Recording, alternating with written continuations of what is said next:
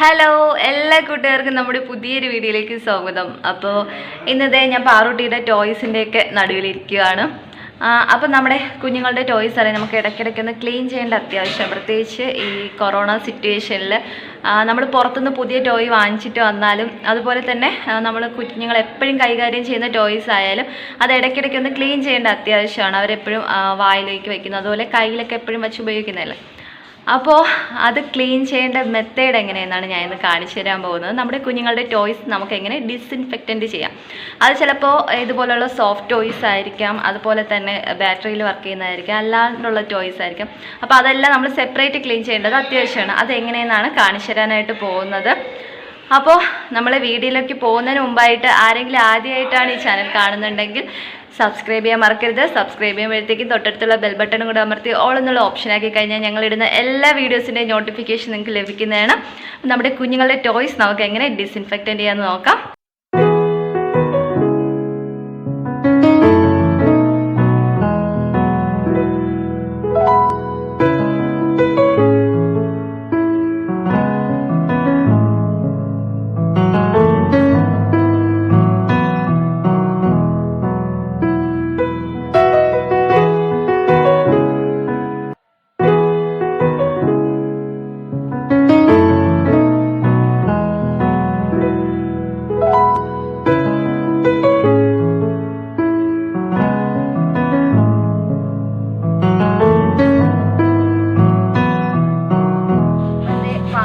Toys എല്ലാം കഴിയാനായിട്ട് ഉദ്ദേശിക്കുകയാണ്.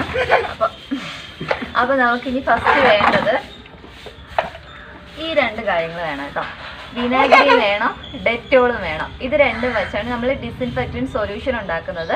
അതെങ്ങനെ ഉണ്ടാക്കുന്നത് ഞാൻ കാണിച്ചു തരാം. അപ്പം ഞാൻ ഡെറ്റോള് ഇതിൽ തന്നെ ഒരടപ്പ് ഡെറ്റോളാണ് എടുത്തിരിക്കുന്നത്. അത് നമുക്ക് ഈ ബക്കറ്റിലോട്ട് ഒഴിക്കാം. വേണ്ട, പതുക്കെ മാറി വയ്ക്കാം. അതുപോലെ നമ്മുടെ വിനാഗിരിയും സെയിം ഒരടപ്പ്.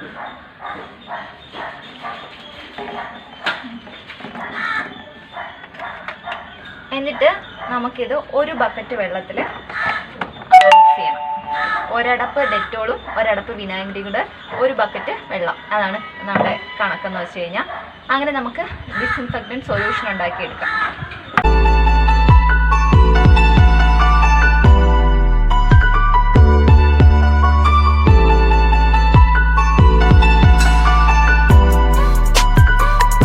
അപ്പം നമ്മൾ ഡിസിൻഫെക്റ്റൻറ്റ് സൊല്യൂഷൻ ഉണ്ടാക്കി എടുത്തിട്ടുണ്ട്. ഇനി ഇതിലേക്ക് നമ്മുടെ ടോയ്സിന് ഓരോന്നായിട്ട് വെച്ചിട്ട് ഒരു 5 മിനിറ്റ് നമുക്ക് ഈ വെള്ളത്തിൽ ഡിപ്പ് ചെയ്ത് വെച്ചിരിക്കണം. അപ്പം നമ്മൾ ഈ ടോയ്സ് എല്ലാം ഇനി ഇതിനകത്ത് ഇട്ട് 5 മിനിറ്റ് ഇങ്ങനെ തന്നെ ഡിപ്പ് ചെയ്ത് വെച്ചിരിക്കണം. അപ്പം ഇങ്ങനെയുള്ള സാധാ പ്ലാസ്റ്റിക്കിൻ്റെ ടോയ്സ് എല്ലാം അതുപോലെ അങ്ങ് ഡിപ്പ് ചെയ്താൽ മതി. പിന്നെ ബാറ്ററി അങ്ങനെയുള്ള സംഭവങ്ങളൊന്നും ഇതിനകത്ത് ഡിപ്പ് ചെയ്തത്, അങ്ങനെയുള്ള ടോയ്സ് ഒന്നും. അല്ലാണ്ട് ഇതുപോലുള്ള സാധാ പ്ലാസ്റ്റിക്കിൻ്റെ ടോയ്സ് എല്ലാം അത് നമുക്കിങ്ങനെ തന്നെ. അപ്പം ഇങ്ങനെയുള്ള സോഫ്റ്റ് ടോയ്സ് ഉണ്ടല്ലോ, നമ്മൾ ഈ സൗണ്ട് കേൾക്കുന്ന ടോയ്സ്, ഇതിനകത്ത് വെള്ളം നമുക്ക് നിറയ്ക്കാൻ പറ്റും. അപ്പം അങ്ങനെയുള്ള ടോയ്സ് പ്രസ് ചെയ്ത് അതിനകത്ത് വെള്ളം നിറച്ചിട്ട് ഡിപ്പ് ചെയ്ത് വയ്ക്കണം.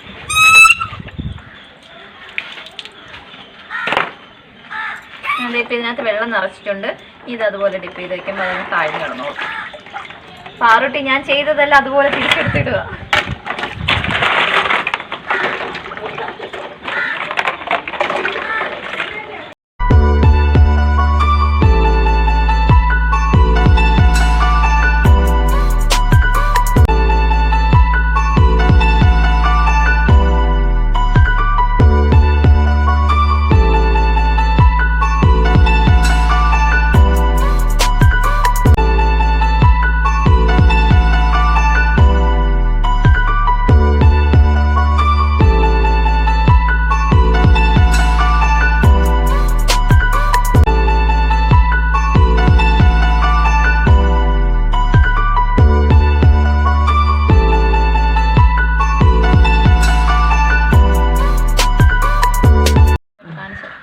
അപ്പോൾ ഞാനിത് വച്ചിട്ട് 5 മിനിറ്റ് കഴിഞ്ഞിട്ടുണ്ട് കേട്ടോ. അപ്പോൾ ഇനി നമുക്കിത് നല്ലതുപോലെ നല്ല വെള്ളം, സാധാ വെള്ളത്തിൽ ഒന്ന് വാഷ് ചെയ്ത് ഡ്രൈ ആക്കാനായിട്ട് വയ്ക്കാം. അപ്പം ഞാൻ ഇത് വാഷ് ചെയ്യാൻ പോവാണേ. ഇത് ഞാൻ ഡിപ്പ് ചെയ്ത് വെച്ചിട്ട് നന്നായിട്ടൊന്ന് സോക്ക് ചെയ്തെടുത്തിട്ടുണ്ട്. അഥവാ നല്ല പൊടിയൊക്കെ ഉള്ള ടോയ് ആണെങ്കിൽ ബ്രഷ് എന്തെങ്കിലും വെച്ച് നിങ്ങൾക്ക് ക്ലീൻ ചെയ്തെടുക്കാം. അപ്പം ഇത് ഞാൻ ഈ വെള്ളം മാറ്റി, ഈ സൊല്യൂഷനിൽ നിന്ന് വെള്ളം മാറ്റിയിട്ട് വേറെ വെള്ളം വെച്ച് നന്നായിട്ട് വാഷ് ചെയ്തെടുക്കാൻ പോവുകയാണ്. കട്ട് ചെയ്തോ.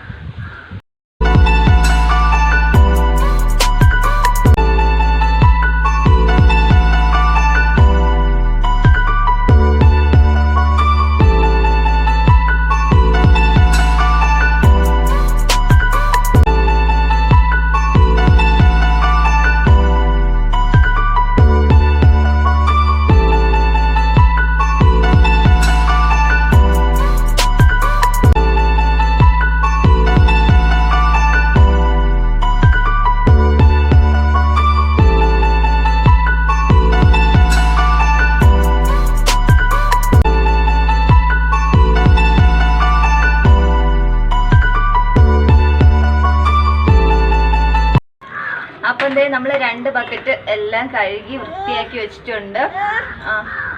അങ്ങനെ കഴുകി നമ്മൾ വൃത്തിയാക്കി വെച്ചിട്ടുണ്ട്. നമുക്കിനി ഇത് ഉണങ്ങാനായി ഒന്നുകിൽ നിങ്ങൾക്ക് തുണിയിൽ തുടച്ചെടുക്കാം. ഞാൻ ഇത്രയും തുണിയിൽ ഇനി തുടച്ചെടുക്കുമ്പോഴത്തേക്ക് നടക്കുന്ന കാര്യമില്ല. അതുകൊണ്ട് ഞാൻ ഉണങ്ങാനായിട്ട് ഒന്ന് എൻ്റെ ടെറസിൽ കൊണ്ടുവയ്ക്കാം. നമുക്ക്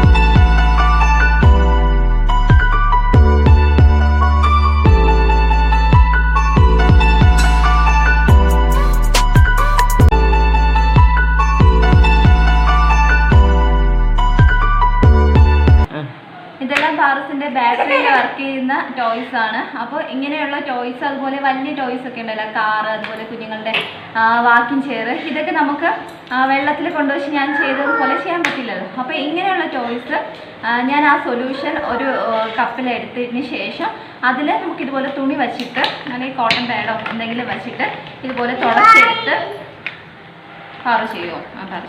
പാറ ചെയ്യാം. ഇതുപോലെ തുടച്ചെടുക്കുകയാണ് ചെയ്യുന്നത്. ഇങ്ങനെ ആ സൊല്യൂഷനിൽ, നമ്മുടെ ഡിസിൻഫെക്ഷൻ സൊല്യൂഷനിൽ തുടച്ചെടുത്തതിന് ശേഷം ഒരിക്കൽ കൂടെ ഒന്ന് വെള്ളവും കൂടെ വെച്ച് ജസ്റ്റ് ഒന്ന് വൈപ്പ് ചെയ്തെടുക്കുന്നുണ്ടേ. അപ്പോൾ നമുക്ക് ഇങ്ങനെയുള്ളതെല്ലാം ഈ രീതിയിൽ ക്ലീൻ ചെയ്തെടുക്കാം.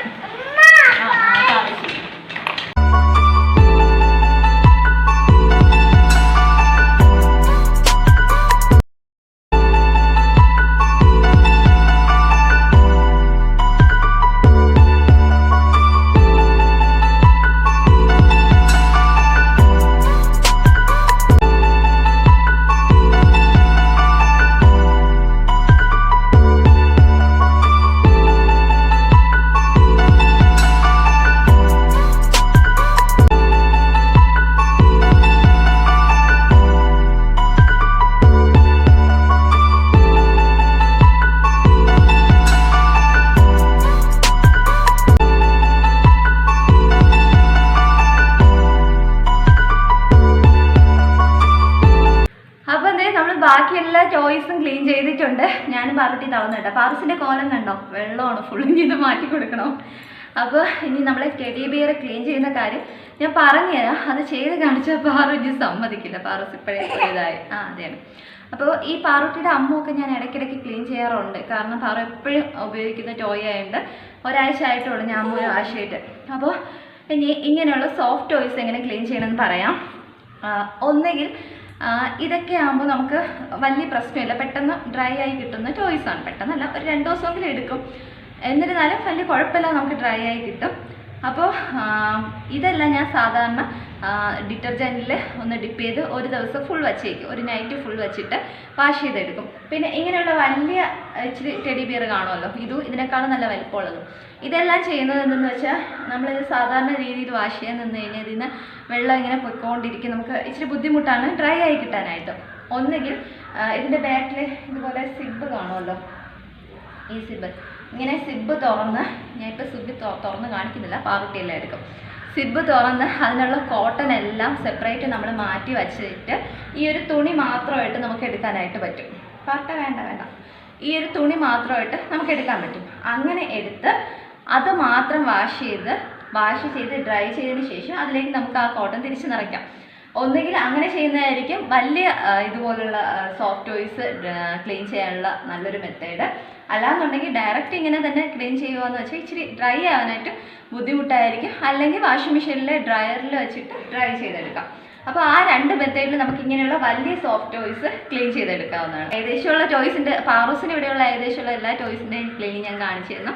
അപ്പോൾ ഈ പറഞ്ഞ പോലെ തന്നെ ഇത് ഞാൻ ഇന്ന് ചെയ്യാൻ നിന്ന് കഴിഞ്ഞാൽ പാറുട്ടി സമ്മതിക്കില്ല. അതുപോലെ മഴയാണെന്നുകൊണ്ട് ഉണങ്ങി കിട്ടത്തില്ല. അതുകൊണ്ട് ഞാൻ ഇതൊന്നും എടുക്കുന്നില്ല.